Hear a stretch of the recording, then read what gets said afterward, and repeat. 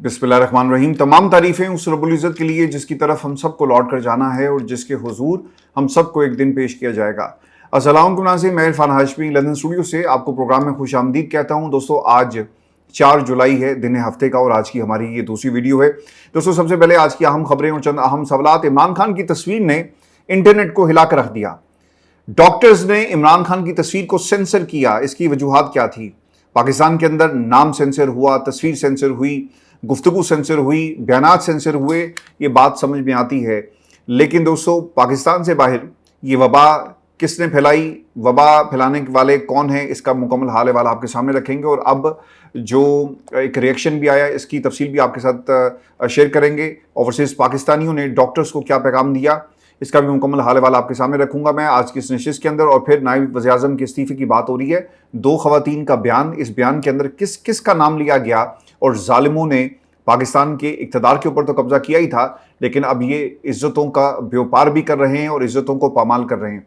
और क्या इस्तीफ़ा दिया जाएगा पाकिस्तान में, पाकिस्तान से बाहर पाकिस्तानियों का क्या रिएक्शन है, ये भी आपको दिखाएंगे। और दोस्तों, ये बॉस कौन है? बयान के अंदर बार बार बॉस का नाम लिया गया, और फिर एक जज पर हमला हुआ और दूसरी तरफ एसएचओ की बलि चढ़ाई गई। मकसद क्या है, इसका तमाम हाल वाल मैं आपके सामने रखूंगा। और फिर ईरान में सुनामी, 1 करोड़ 30 लाख अफराद आयतुल्ला खामनाई की जनाजे में शरीक हुए। क्या मंजर था, पूरी दुनिया से लोगों ने ईरान का रुख किया, इसका भी मुकम्मल हाल वाला आपके सामने रखेंगे आज के इस प्रोग्राम में। लेकिन व्यूअर्स, प्रोग्राम शुरू करने से पहले मेरी आप तमाम सुनने और देखने वालों से दरखास्त है कि आप चैनल को जरूर सब्सक्राइब कर लें। लेकिन व्यूअर्स, सबसे पहले बात करेंगे इमरान खान की तस्वीर का मामला। ये असल में मामला क्या है और इमरान खान की वर्ल्ड कप की तस्वीर को किस तरह से ब्लर किया गया। देखें, ये हरकतें पाकिस्तान में कोई टाउट सहाफ़ी करे, पाकिस्तान में वो लोग जो इस्टेब्लिशमेंट के इशारों पर नाचते हैं वो करें तो समझ में आता है। लेकिन वो डॉक्टर्स जो इमरान खान का पैगाम, इमरान खान के लिए पैगाम लेकर बार बार जेल जाते रहे, और डॉक्टर्स जो इमरान खान के नाम के ऊपर मिलियंस ऑफ डॉलर की एक तरह से फंड रेजिंग करते हैं इमरान खान के नाम के ऊपर, अगर वो ये डॉक्टर्स करें और एक ऐसी एसोसिएशन करे तो यकीनन इससे तकलीफ होगी पाकिस्तान की आवाम को, और इसका एक रिएक्शन भी आया। दोस्तों, अमेरिका में हुआ ये है कि डॉक्टर्स के अपना का एक सालाना कन्वेंशन था, इसमें इमरान खान की तस्वीर को डीफेस कर दिया गया, यानी आंख, नाक, मुंह सब कुछ मिटा दिया गया। आप उसको तस्वीर को देखने के अगर आप देखें तो आपको पता लगेगा कि इमरान खान की तस्वीर है, यानी आंखों की, नाक की, मुंह की, जो आपके चेहरे के जितने भी फीचर्स हैं उसकी ज़रूरत नहीं थी, डीफेस कर दिया। लेकिन इसके बावजूद लोग पहचान रहे थे कि इमरान खान की तस्वीर के साथ इन्होंने क्या किया, क्योंकि that was an iconic picture. सबके फेस नॉर्मल उसमें आपको उस बोर्ड में नजर आएंगे, जबकि खान साहब का फेस जो है वहाँ से हटा दिया जाता है। इमरान खान की तस्वीर से इतना खौफ, तनकीद हो रही है कि इमरान खान की तस्वीर हज़फ करना तारीख को बदल नहीं सकता। कौमी कामयाबियाँ सियासी इख्तलाफात से बालातर होती हैं।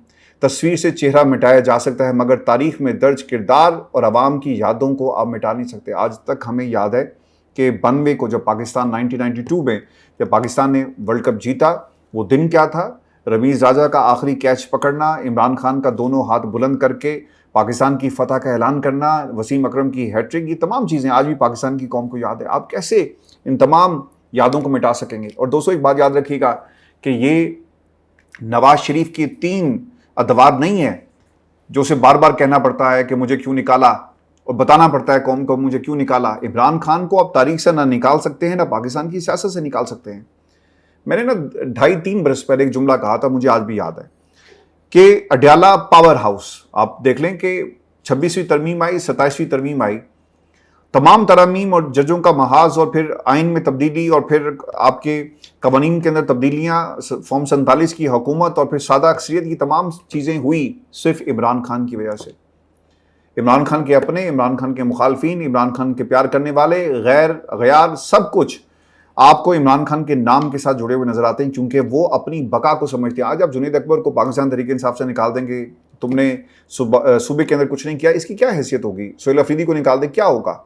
अली अमीन गंडापुर गया, कहाँ है अली अमीन गंडापुर, और जो लोग छोड़कर गए कहाँ हैं। ये 300 खंभों को आज कोई नहीं मानता। तो सब पाकिस्तान तहरीक इंसाफ ने इसके ऊपर एक्शन दिया और कहा कि वर्ल्ड कप के 1992 की यादगार तस्वीर में सिर्फ इमरान खान का चेहरा हज़फ करना महज एक तब्दीली नहीं, बल्कि पाकिस्तान की क्रिकेट तारीख के एक अहम बाब को मुतनाज़ बनाने की कोशिश महसूस होती है। हैरत की बात यह है कि पूरी टीम की तस्वीर बरकरार रखी गई, मगर इस कप्तान को अलग कर दिया गया जिसकी क़यादत में पाकिस्तान ने पहली मरतबा वनडे वर्ल्ड कप अपने नाम किया। تاریخ کو پسند یا ناپسند کی بنیاد پر تبدیل نہیں کیا جا سکتا۔ 92 کی فتح ایک ریکارڈ شدہ حقیقت ہے اور اس حقیقت میں عمران خان کا کردار مرکزی حیثیت رکھتا ہے۔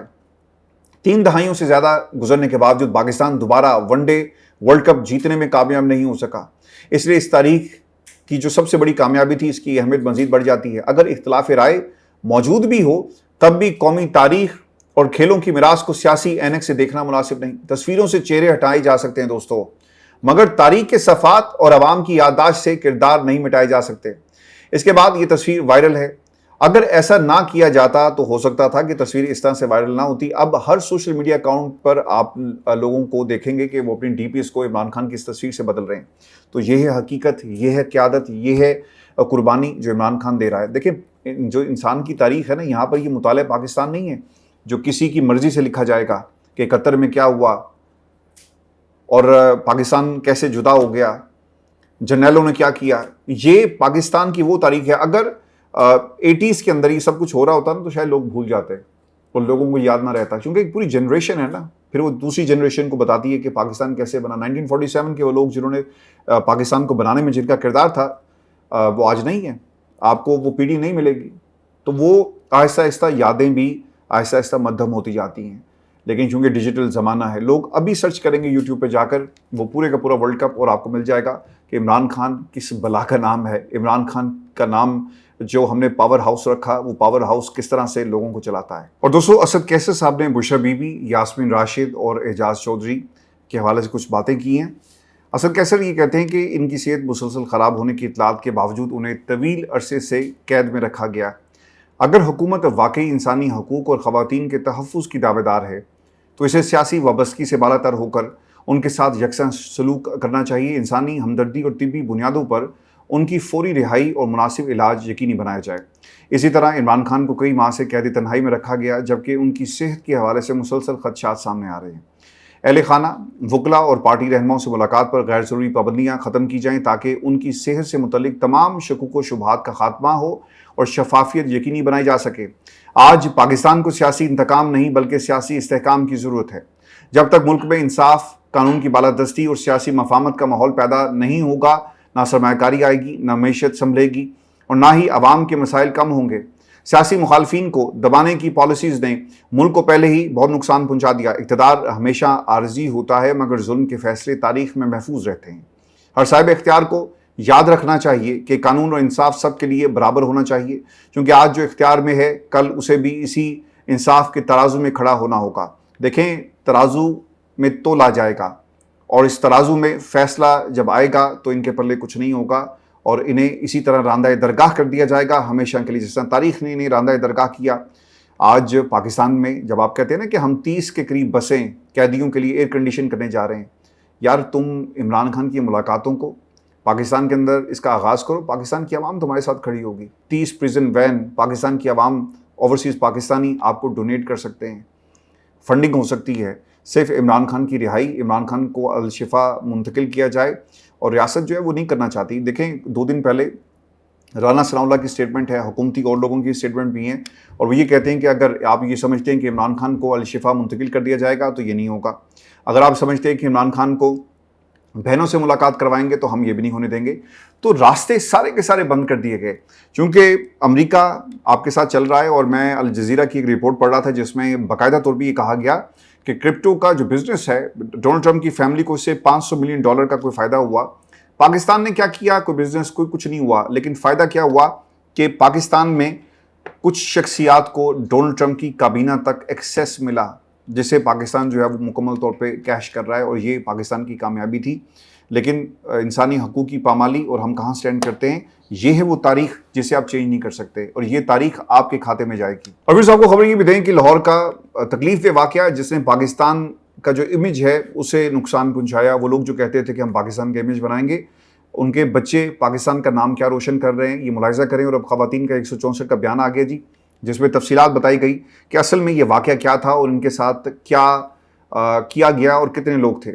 دفعہ 164 کے بیان کی تفصیلات سامنے آئی، جن میں اس نے اپنے ساتھ پیش آنے والے واقعات کو مکمل طور پہ بیان کیا۔ بیان کے مطابق خاتون نے بتایا کہ اس کی عمر 40 سال ہے اور وہ اسپین کی رہنے والی ہے، اس نے حلف کے تحت اپنا بیان ریکارڈ کرایا اور کہا کہ اس کی کہانی دوسری متاثرہ خاتون اسٹیفنی کے بیان سے ملتی جلتی ہے۔ خاتون کے مطابق جس گھر میں وہ مقیم تھی وہاں پہلی رات 4 مسلح افراد داخل ہوئے، انہیں قابو کیا اور باندھ دیا۔ اس نے الزام لگایا کہ ایک شخص جس نے کالے کپڑے پہن رکھے تھے اس نے بھی اس کے جسم کے مخصوص حصوں کو اس پر تشدد کا نشانہ بنایا۔ بیان میں مزید کہا گیا کہ بعد ازاں رضا ڈار نامی شخص آیا اور کمپیوٹر رقم اور پاس ورڈ کے بارے میں سوالات کرتا رہا۔ خاتون کے مطابق اس نے بتایا کہ کمپیوٹر رقم سبز رنگ کے بیگ میں موجود ہیں۔ اسی دوران دوسری خاتون اسٹیفنی کو بھی واپس لایا گیا اور دونوں سے مسلسل پوچھ گچھ جو ہے وہ جاری رہی۔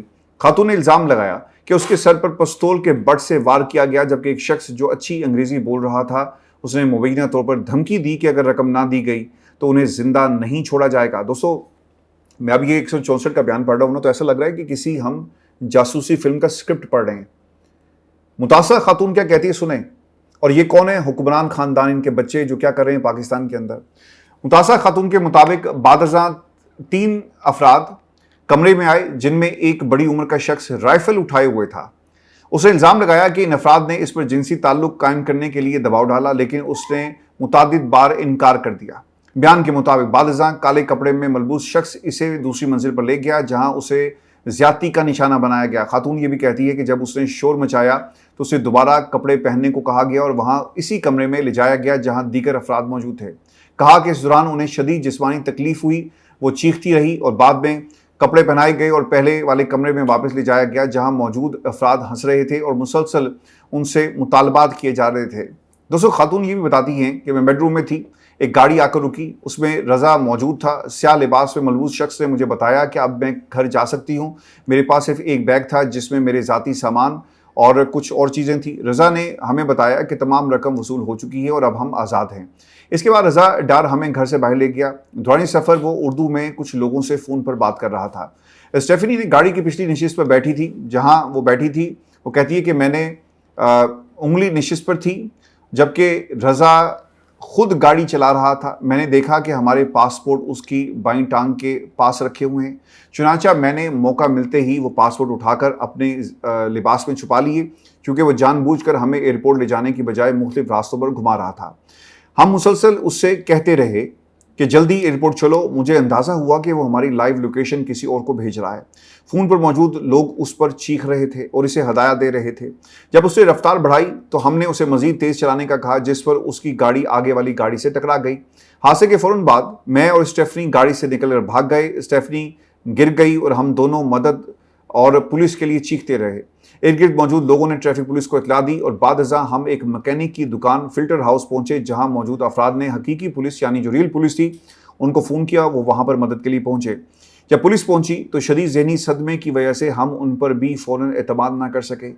اس دوران اسٹیفنی مسلسل اپنے والدین سے رابطے میں تھی اور وہ والدین کے ذریعے پولیس سے ہدایت حاصل کر رہی تھی۔ تاہم ہمیں یہ خدشہ بھی تھا کہ شاید اس کا فون ہیک ہو چکا ہے۔ بعد میں ہم اس پولیس کے ساتھ جانے پر آمادہ ہوئے کیونکہ ٹریفک پولیس نے ہمیں یقین دلایا کہ یہی متعلقہ حکام ہے اور انہوں نے وعدہ کیا کہ ہمیں ایئرپورٹ پہنچائے گی، مگر ایسا نہ کیا گیا۔ راستے میں انہوں نے کہا کہ گاڑی خراب ہو گئی لیکن بات درست نہیں تھی۔ ہم دوبارہ گاڑی سے نکل کر ایئرپورٹ کی طرف بھاگنے لگے تاہم اسی دوران ایک اور پولیس گاڑی اپنے افسر کے ساتھ وہاں پہنچ گئی۔ اس افسر نے ہمیں گزشتہ 2 دن کی پوری تفتیش سے آگاہ کیا اور بعد میں ایک اور پولیس گاڑی بھی پہنچی جس میں خواتین پولیس اہلکار موجود تھی۔ سب نے ہم سے بات کی اور ہمیں تحفظ فراہم کیا۔ ابتدا میں ہمیں محمد رضا ڈار پر اعتماد تھا کیونکہ ہماری اس سے ملاقات سنگاپور میں ایک کرپٹو کرنسی ایونٹ کے دوران ہوئی۔ بعد میں اس نے اسٹیفنی کے ساتھ کاروبار شروع کیا اور پھر صرف 1 دن کے لیے اسپین میں آیا تاکہ ہم سے ملاقات کر سکے۔ میں نے اس کے بارے میں مکمل جانچ پڑتال کی کیونکہ وہ ہمیشہ خود کو وزیر علی ڈار کا بیٹا بتایا کرتا تھا۔ میں نے وزیر کے انسٹاگرام اکاؤنٹ کی فیملی سیکشن میں محمد رضا ڈار کی وزیر اعلیٰ کے ساتھ ایک تصویر دیکھی۔ اس کے علاوہ اس کے پہلے واٹس ایپ نمبر کی پروفائل تصویر بھی پاکستان کے سابق وزیر اعظم کے ساتھ بھی اس کی تصویر موجود تھی۔ جس گھر میں ہمیں رکھا گیا وہاں ہمیں کھانا، پانی، باتھ روم استعمال کرنے کی اجازت تھی تاہم وہ مسلسل ہم سے مطالبہ کرتے رہے کہ ہم اپنے جاننے والوں سے رقم منگوائیں۔ ریمانڈ پیپر سامنے آ گئے۔ دوستو، یہ بھی میں آپ کو خبر دے دوں کہ غیر ملکی خواتین سے اغوا، برائے تاوان اور زنا بالجبر کے ریمانڈ پیپرز میں جو چیزیں لکھی گئی ہیں یہ بہت ہی امپورٹنٹ ہیں۔ دیکھیں یہ بھی تو تاریخ لکھی جا رہی ہے نا۔ جس تاریخ کو آپ مٹانے کی کوشش کریں وہ تو نہیں مٹے گی، لیکن یہ تاریخ جس کو آپ مٹانے کی کوشش کر رہے ہیں یہ تاریخ ہمیشہ جو ہے وہ زندہ رہے گی۔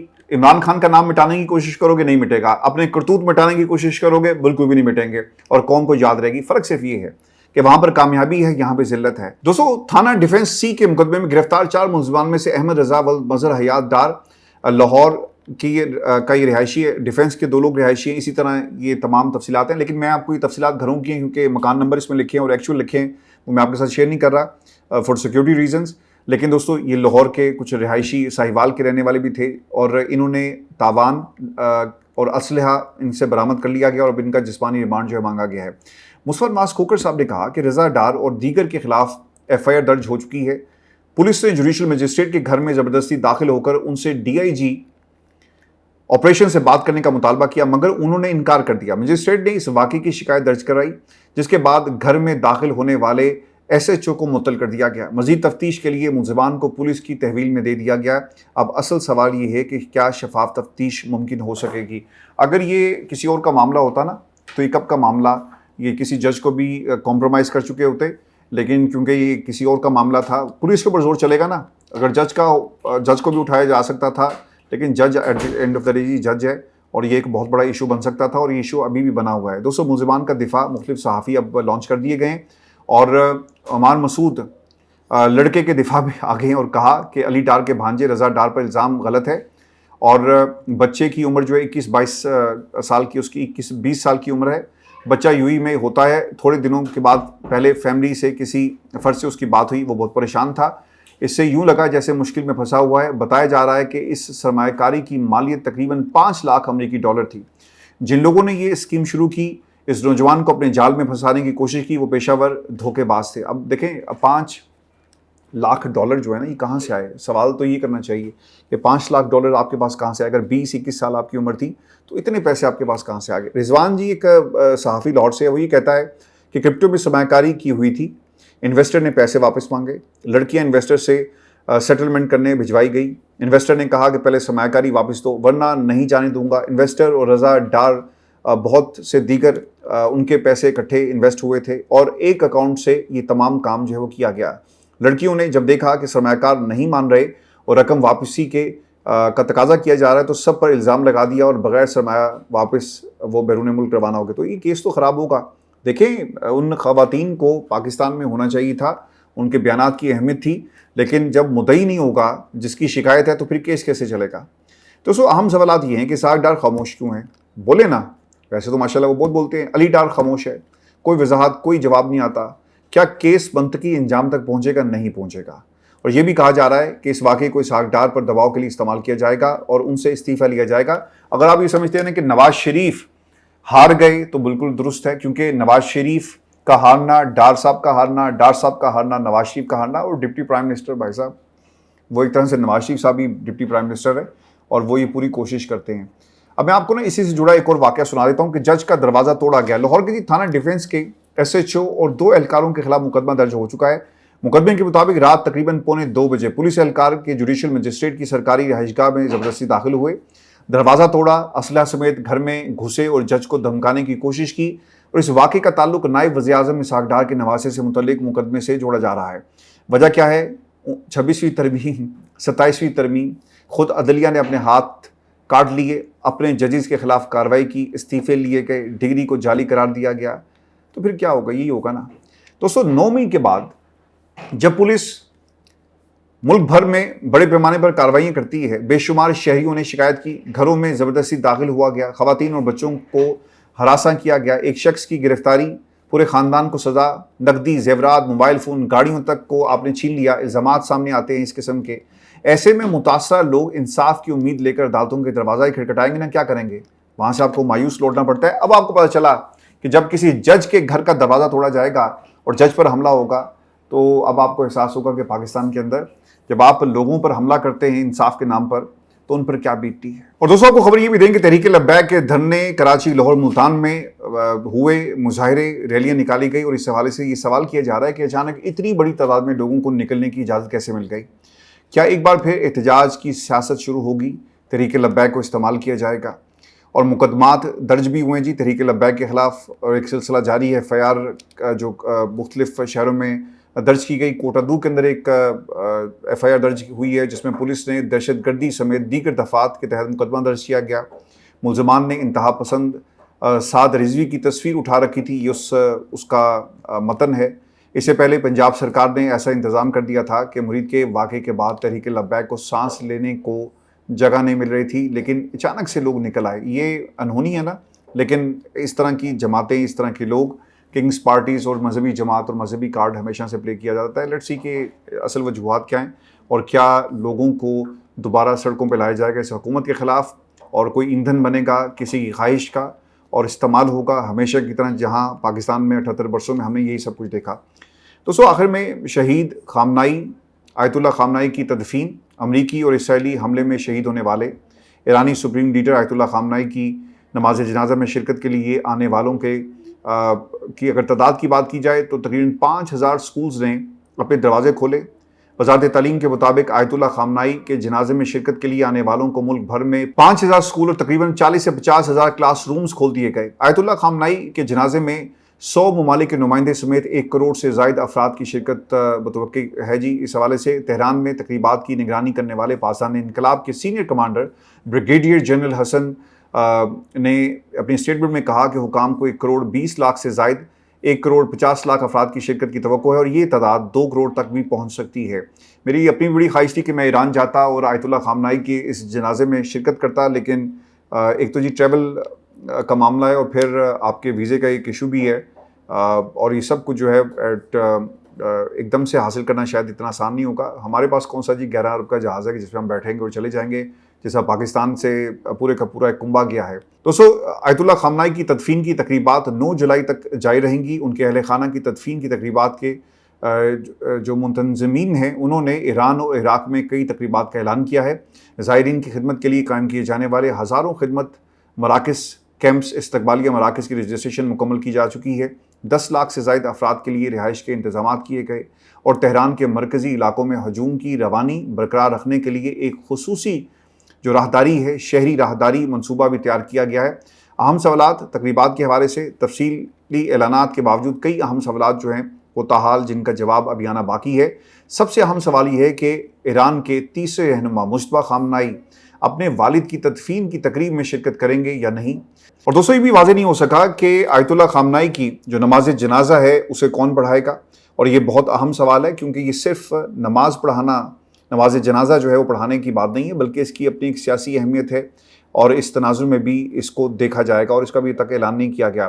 دوستو، اگر مجتبیٰ خامنائی کئی ماہ کی غیر حاضری کے بعد عوامی منظر پر آتے ہیں اور نماز جنازہ کی امامت کرتے ہیں تو اس کی مختلف سیاسی اور معنی اخذ کیے جا سکتے ہیں، تاہم علی خامنائی کی وصیت کے مندرجات سرکاری طور پر انضمام پر نہ آنے کے باعث اس حوالے سے فی الحال یقین کے ساتھ کچھ نہیں کہا جا سکتا۔ اور مشہد کے امام جمعہ احمد علم الہدا نے گزشتہ ماہ کہا تھا کہ ہمیں علی خامنائی کی وصیت کے مندرجات کے بارے میں کوئی معلومات نہیں، اور وصیت ان کے بیٹوں کے پاس ہے۔ تدفین کی تقریب کیسے منعقد ہوگی؟ 4-5 جولائی عوامی الوداع کی 2 روزہ تقریب ہے۔ 6 جولائی تہران میں جنازے کا جلوس ہے۔ 7 جولائی قم میں جنازے کا جلوس ہے۔ 8 جولائی نجف اور کربلا میں جلوس ہے، اور 9 جولائی مشہد میں تدفین ہے۔ اور خامنائی کی تدفین شمال مشرقی شہر مشہد میں واقع اہل تشیع کے 8ویں امام رضا کے مزار کے قریب جو ہے وہ کی جائے گی۔ اللہ تعالیٰ ان کے درجات کو بلند کرے۔ دوستو، یہ ہماری آج کی ویڈیو تھی۔ اپنے کمنٹ ضرور بھیجیے گا، چینل کو سبسکرائب کرنا مت بھولیں۔ اجازت دیجیے، اللہ نے کے بعد۔